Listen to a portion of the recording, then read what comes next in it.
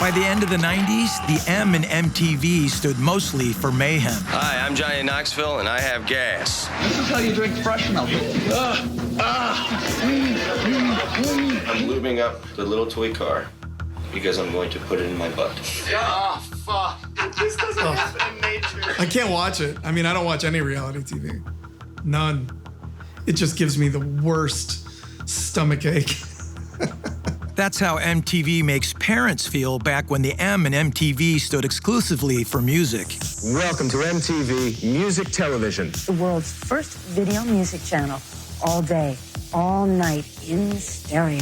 When it was founded in 1981, its point was to be a 24-hour music video jukebox. And there was no structure. It was truly just kind of a non-stop cycle of videos. Almost from the start, the channel helped to define an entire generation.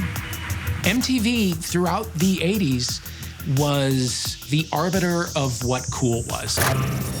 MTV just seemed like a clubhouse that you wanted to get into. By the late 80s, MTV expands to include shows that cater to older teens and late-night partiers. You're watching the Headbangers Ball. I'm your host, Lita. You had Headbangers Ball, you had Yo MTV Raps, you had the Top 20 Countdown. And when grunge explodes, MTV gives its audience and mostly young staff a front row seat to the changing culture. My career at MTV started back when I was right out of high school. 17, 18. I was going to NYU Film and got me an internship there. And it was just so exciting being in that basement set, that MTV vibe. It started really not just reflecting pop culture, but MTV became pop culture. Yet despite its social prominence, serving up music videos on TV faces the same problem as playing songs on the radio. Apparently, the viewers at home would change the channel every time a song came on that they didn't like. And that's when they start to experiment with other kinds of programming. So they have Liquid Television, which is this amazing venue for independent animation. Just peel, lick, and stick. So MTV, constantly has to update its content. They pitched MTV that they wanted to do a soap opera in the vein of 90210, and MTV came back and said, yeah, it's too expensive, you can't. Okay, what if we throw the writers out? That'll save money. It's like, yeah, it's still too expensive. Okay, what if we throw the actors out? And we just, and just have regular people and no scripts, and like, you could shoot 100 hours of this stuff a week for nothing. And the real world was born. This is the true story. The real world. So this was 1992.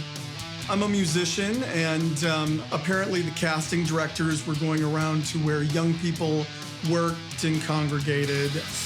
I'm Andre Como. I was on the first season of MTV's Real World, and we started this whole reality TV hell.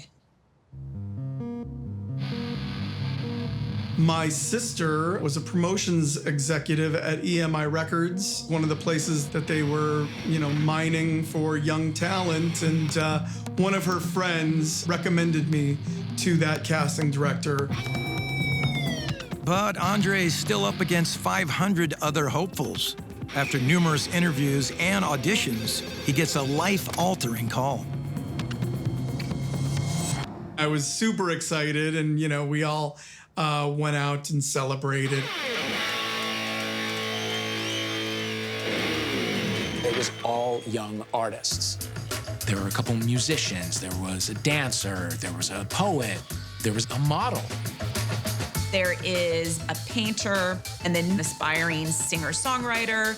Hi. Just walk around. This is where we live. It was all people who had gone to New York to make it happen, and it was just like, let's watch them live. So how old are you? I'm 19. 19. Baby. Woo! The Real World format may date back to PBS in the 70s, but that's about the only thing this 90s MTV show has in common with that earlier decade. Utopia is beautiful, you know what I mean? I'm not even talking about Utopia. But in a way, you are. No. They were having interesting conversations on the networks. We weren't really seeing this. Everything was like super manufactured. This had the smell of being real. The real world felt subversive. It felt edgy. It felt MTV. You're sloppy, wishy-washy. It's time to watch me. Yo, I'm good to go. I got the female funk flow. Oh my God, Kenny. The show encourages castmates to engage in the country's increasingly volatile social issues.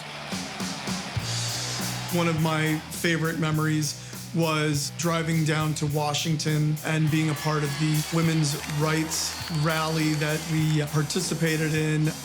They also went to a political campaign, and so they were very much involved. Even if they weren't always getting it right, they were engaged with it and talking about it.